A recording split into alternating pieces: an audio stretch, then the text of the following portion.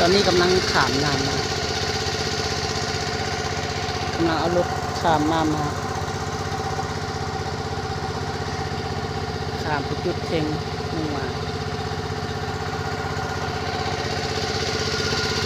คนขับเรือนี่คือคนขับรถ ตอนนี้กำลังขามแม่น้ำงืมเนาะอยู่สปป.ลาวนครหลวงเวียงจันทน์กำลังเอารถขามมาตอนนี้รถของเราบรรทุกต้นไม้หลายชนิดอยู่มาขามแม่น้ำมา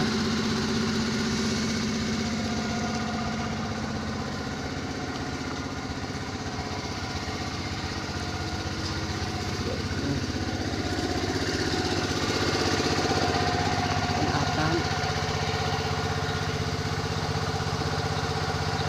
ใกล้ถึงฝั่งแล้ว